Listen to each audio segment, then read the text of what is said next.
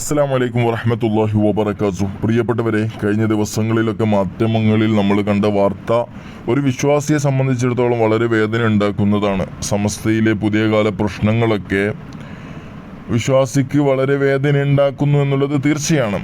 കാരണം ഐക്യത്തിൻ്റെ ചർച്ചകളൊക്കെ ഒരു ഭാഗത്ത് ഇങ്ങനെ നടന്നുകൊണ്ടിരിക്കുമ്പോൾ അനൈക്യത്തിൻ്റെ സ്വരങ്ങൾ ഇങ്ങനെ ഉയർന്നു കൊണ്ടിരിക്കുമ്പോൾ അത് നമുക്ക് വലിയ പ്രയാസമുണ്ടാവും എന്നുള്ളത് തീർച്ചയാണ്. അല്ലാഹു തആല നമുക്കിടയിൽ ഐക്യം നൽകി മുന്നോട്ട് പോകാൻ തൗഫീഖ് നൽകുമാറാവട്ടെ എന്ന് ആത്മാർത്ഥമായിട്ട് ദുആ ചെയ്യുകയാണ്. എന്നിരുന്നാലും കഴിഞ്ഞ ദിവസങ്ങളിലൊക്കെ നമ്മൾ കണ്ടു, മാധ്യമങ്ങൾ ആറാടുകയാണ്. പണ്ഡിതന്മാരെ കൊച്ചാക്കുന്ന, പണ്ഡിതന്മാരെ ചളി വാരി എറിയുന്ന ഒരു ദുരവസ്ഥ നമ്മൾ കണ്ടതാണ്. അപ്പോൾ അത്തരം ഒരു സാഹചര്യം ഒരുക്കിയതാരാണോ അവർ തീർച്ചയായും സമൂഹത്തിന് മുമ്പിൽ മറുപടി പറയേണ്ടതുണ്ട്.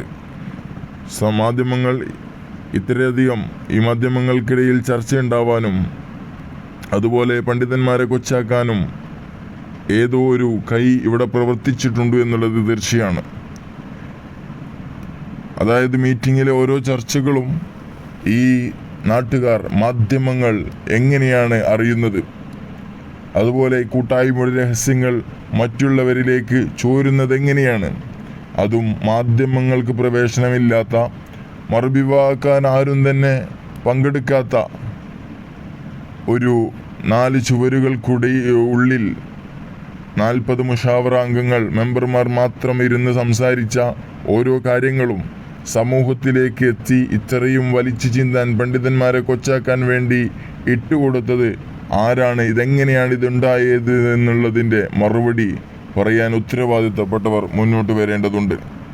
യോഗത്തിൽ ആരൊക്കെയോ ശ്വാസം വിട്ടതും അതുപോലെ ഉറങ്ങിപ്പോയതും പല്ലിറുമ്മിയതും കൈഞ്ഞിരിച്ചതും ചായ കുടിച്ചതും ഗ്ലാസ് വെച്ചതും അങ്ങനെ തുടങ്ങിയ ഓരോ അനക്കങ്ങളും ചലനങ്ങളും വള്ളിപുള്ളികൾ ഒന്നൊഴിയാതെ പുറം ലോകത്തെ എത്തിക്കുന്നതിൽ ഇത്രയധികം ആവേശം എന്തിനായിരുന്നു?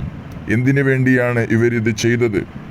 ഇത് ഒരാൾ ചെയ്തിട്ടുണ്ട് എന്നുള്ളത് തീർച്ചയാണ്. അത് ചെയ്തത് എന്തിനു വേണ്ടിയാണെന്ന് അദ്ദേഹം തന്നെ മറുപടി പറയാൻ ബാധ്യസ്ഥനാണ്. അജണ്ടകൾ നിശ്ചയിച്ചതിന് ശേഷം അർഹരായ ആളുകൾ മാത്രം 4 ചുവരുകൾക്കുള്ളിൽ കൂടിയിരുന്ന് പരിഹാരമാർഗം കണ്ടെത്തുന്നതിനിടയിൽ ഉണ്ടാവുന്ന അനുഷ്ഠാനകരമായ വാക്കുകളും വരികളും പൊതുസമൂഹത്തിൽ എത്തിക്കുന്നവർ ശരിക്കും ആർക്ക് വേണ്ടിയാണ് ഇവിടെ പണിയെടുക്കുന്നത്?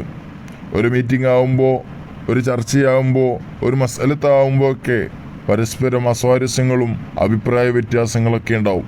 ആ അഭിപ്രായ വ്യത്യാസങ്ങളൊക്കെ ഈ സമൂഹത്തിന് മുമ്പിൽ ഇട്ടുകൊടുത്തുകൊണ്ട്, അതുകൊണ്ട് മാധ്യമങ്ങൾ ആറാടുന്ന ഒരവസ്ഥയിലേക്ക് അതിനു വേണ്ടി പണിയെടുത്തത് ആരാണ് എന്നതിനുള്ള മറുപടി സമൂഹത്തിന് കിട്ടേണ്ടതുണ്ട്.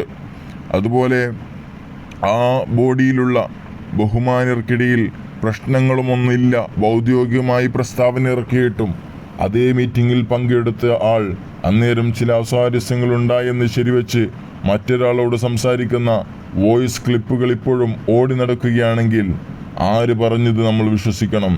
ഇനിയും ആരെ കളവാക്കണം? ഇങ്ങനെ ഒരുപാട് ചോദ്യങ്ങൾ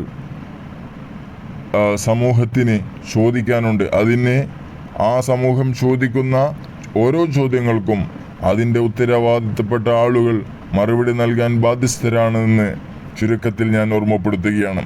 സംഘടനകൾ ഏതോ ആയിക്കോട്ടെ, പാർട്ടികൾ ഏതോ ആയിക്കോട്ടെ, യോഗങ്ങൾ എവിടെ നടന്നാലും രഹസ്യങ്ങൾ സൂക്ഷിക്കാൻ അറിയാത്ത മെമ്പർമാരാണെങ്കിൽ അടുത്തിരുന്ന് ആർക്കെങ്കിലും വേണ്ടി പണിയെടുക്കുന്ന ആളാണെങ്കിൽ അത്തരക്കാരെ നിയന്ത്രിക്കാൻ കെൽപ്പുള്ളവർ തയ്യാറാവണം എന്ന് ഓർമ്മപ്പെടുത്തുകയാണ്. ഇവിടെ പ്രത്യേകം പറയാനുള്ളത്, ചാരപ്രവർത്തനം ഒരിക്കലും പുണ്യഗർഭമാവുകയില്ല. ഇത്തരം ചാരപ്രവർത്തനങ്ങൾ ഒരിക്കലും ഈ ഒരു ബോഡിയിൽ നിന്ന് ഉണ്ടാവാൻ പാടില്ലാത്തതായിരുന്നു. അല്ലാഹു തആല നമുക്കൊക്കെ ഖൈർ നൽകട്ടെ എന്ന് ആത്മാർത്ഥമായിട്ട് ദുആ ചെയ്യുകയാണ്. ഇൻഷാ അല്ലാഹ് നമുക്ക് ഒരുമിച്ച് പ്രാർത്ഥിക്കണം.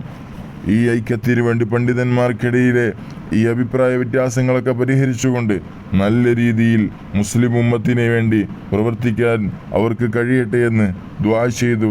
അസ്സലാമു അലൈക്കും വറഹ്മത്തുള്ളാഹി.